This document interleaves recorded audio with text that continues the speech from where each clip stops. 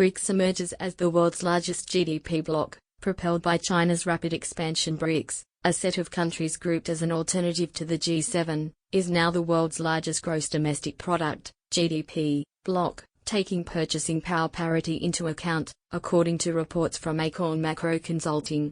Powered by China's growth, the group now contributes 31.5% to the global GDP, while the G7 provides 30.7%. BRICS, a group of countries comprising Brazil, Russia, India, China, and South Africa, has emerged as some of the world's biggest emerging markets that brought them together. The BRICS nations have a gross domestic product of more than $24.7 trillion. For context, that's about $1.7 trillion bigger than the GDP of the United States and a quarter of global GDP. The 5 countries also make up 2/5 of the world's population, or 3.2 billion people. The BRICS started as a very heterogeneous group. There was never internal coherence. Every year there's a BRICS summit, and every year somebody predicts its demise. Having said that, these countries have still stuck together for longer than anybody had predicted. The world has changed drastically since BRICS first came together. There has been a pandemic, political upheavals, and a war waged by a key BRICS member. So how did this economic bloc form, and what's in its future? It might come as a surprise that BRICS wasn't the brainchild of its members. In 2001, Goldman Sachs' then chief economist Jim O'Neill coined the acronym in the paper Building Better Economic BRICS. He predicted that the economic weight of the grouping, which at that time referred to Brazil, Russia, India, and China, would grow over the next decade, with the potential to eclipse the world's biggest economies. The prediction proved true for the next several years, with the countries boasting impressive year-on-year growth. BRICS became a popular financial talking point, and the countries' leaders seized on the momentum. The foreign ministers of the 4 countries first got together in 2006, and their leaders met on the sidelines of the G8 meeting in 2008. A year later, the first BRICS summit was held in Russia, and South Africa was formally added to the group in 2011. Since then, the leaders have met annually to discuss cooperation and global issues. Zhongyan Zoe Liu is a fellow for international political economy at the Council on Foreign Relations, an American nonprofit based in New York. When the BRICS first got together in 2009, that was at a time of global financial turmoil, especially in the West, starting from the Lehman Brothers collapse in the United States. But the BRIC countries, especially China and India, recovered from the crisis relatively unscathed, something that gave the group momentum.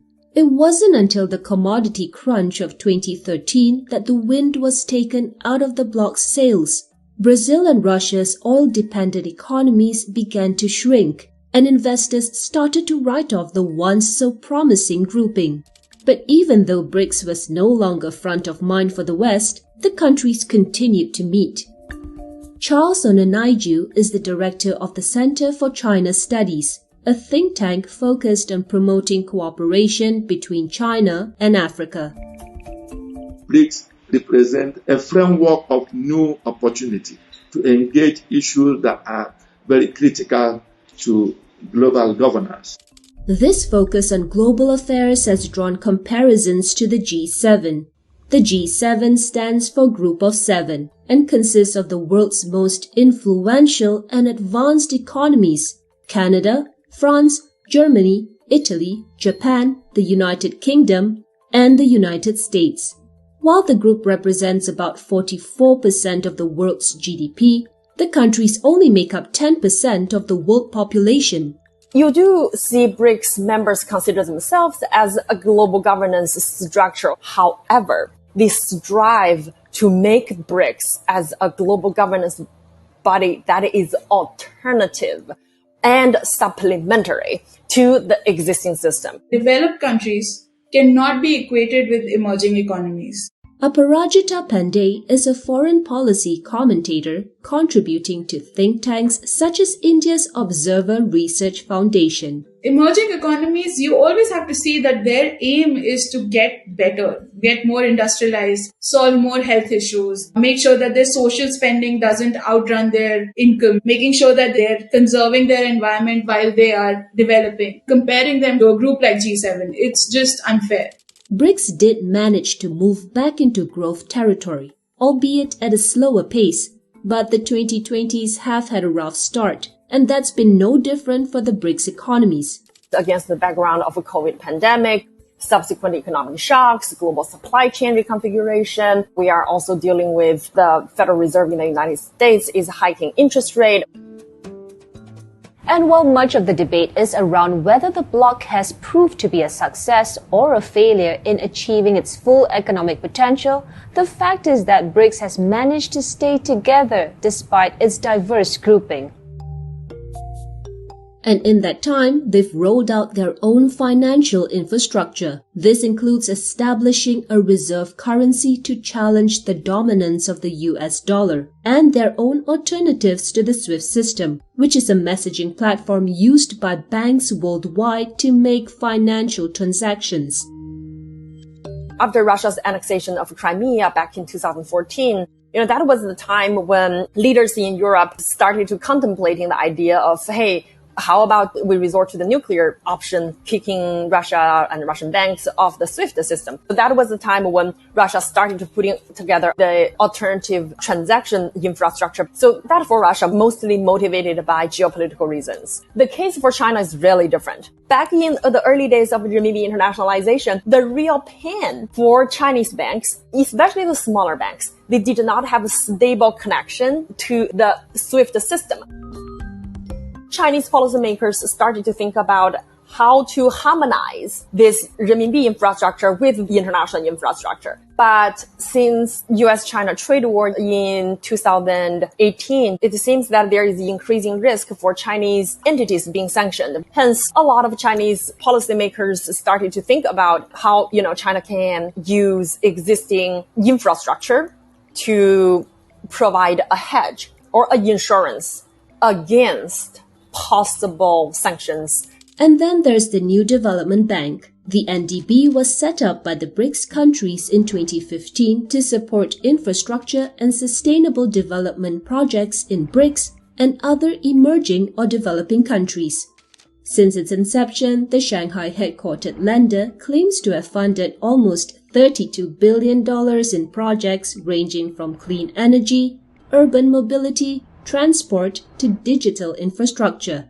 Those are indeed emerging markets' attempt at establishing their own alternative financial governance body as an alternative to the existing legacy institutions like the World Bank and IMF and all that.